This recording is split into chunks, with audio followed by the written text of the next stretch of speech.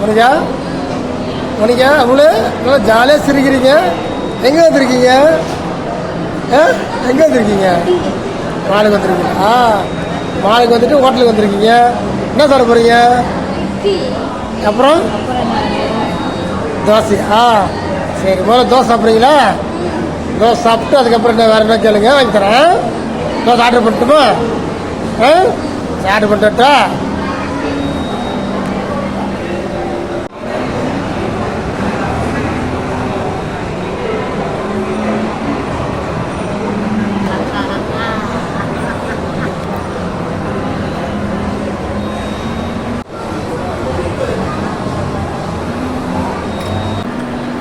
நீங்களும் சாப்பிட்றீங்களோ?